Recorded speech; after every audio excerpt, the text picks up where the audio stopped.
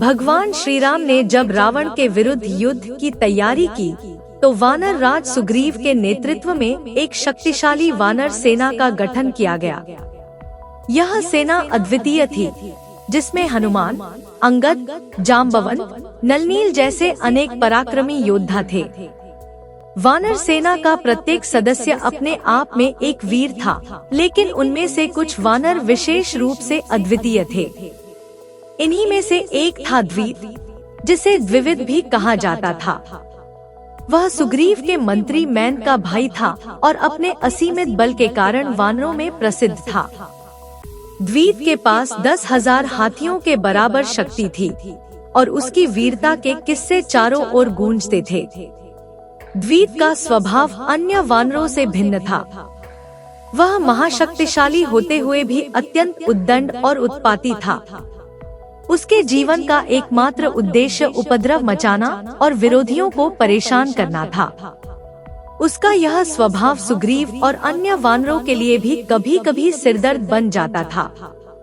जब भगवान श्री राम ने वानर सेना का गठन किया तो सुग्रीव ने द्वित को भी इस सेना में शामिल किया। द्वित की शक्ति और वीरता को देखते हुए यह स्वाभाविक था कि उसे सेना का एक महत्वपूर्ण अंग बनाया जाए, लेकिन उसके स्वभाव को देखते हुए सुग्रीव को चिंता भी थी कि कहीं वह अनावश्यक उत्पात न मचाए।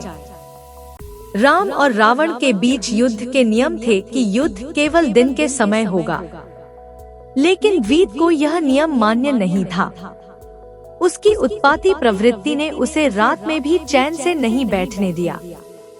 रात्रि के समय जब लंका में सन्नाटा होता और रावण शिवजी की आराधना में लीन होता, तब द्वित चुपचाप लंका में प्रवेश कर जाता और रावण की पूजा में विघ्न डालता। रावण, जो अपने भक्ति भाव में पूर्णतः तल्लीन होता, द्वित के इस व्यवहार से अत्यधिक परेशान हो गया। रावण ने इसे युद्ध के नियमों के विरुद्ध मानते हुए भगवान श्री राम को पत्र लिखा। पत्र में रावण ने निवेदन किया कि हे श्री राम, आपके वानर सेना का एक सदस्य रात्रि में आकर मेरी शिव पूजा में विघ्न डालता है। यह युद्ध के नियमों का उल्लंघन है। कृपया इस वानर को नियंत्रित करें। रावण का पत्र पढ़कर श्री राम ने सुग्रीव से इस वानर के बारे में जानकारी मांगी। सुग्रीव को भी पता नहीं था कि यह कौन सा वानर है। तब श्री राम ने अपनी दिव्य दृष्टि से सब कुछ देख लिया और समझ गए कि यह उत्पात द्वित कर रहा है। उन्होंने द्वित को बुलाया और समझाया, हे वीर वानर, तुम अत्यंत पराक्रमी हो, लेकिन तुम्हारा यह रात्रि में लंका में जाकर उत्पात मचाना अनुचित है। यह युद्ध के नियमों के विरुद्ध है। अब रात्रि में लंका नहीं जाना है और उपद्रव नहीं करना है। परंतु द्वित ने श्री राम की बात को अनसुना कर दिया। वह अपने उद्दंड स्वभाव के कारण किसी की भी बात मानने को तैयार नहीं था। उसे अपना मजाक और उपद्रव करना ही प्रिय था। इस पर श्री राम ने सुग्रीव को आदेश दिया कि अब इस वानर को युद्ध से अलग कर दिया जाए और इसे किष्किंधा वापस भेज दिया जाए। सुग्रीव ने यह आदेश मानते हुए द्वित को सेना से बाहर कर दिया। द्वित को सेना से निकाले जाने पर उसने इसे अपनी तौहीन समझा। उसे यह लगा कि सुग्रीव और हनुमान ने ही उसकी शिकायत की है और उसे युद्ध से बाहर कर दिया गया। उसके मन में उनके प्रति गहरी शत्रुता पैदा हो गई।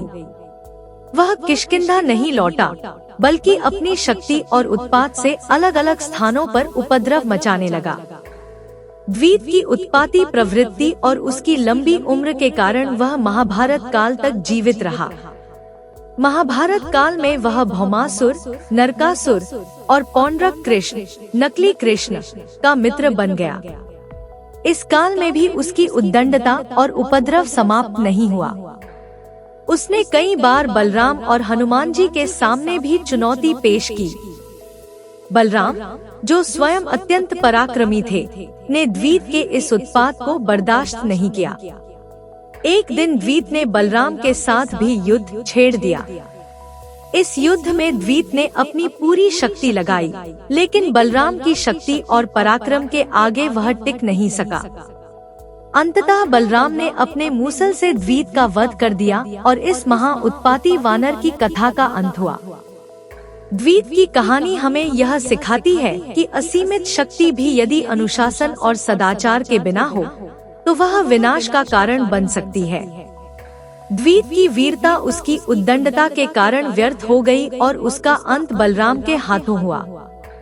यह कहानी हमें यह भी बताती है कि अनुशासन और संयम जीवन के हर क्षेत्र में महत्वपूर्ण है।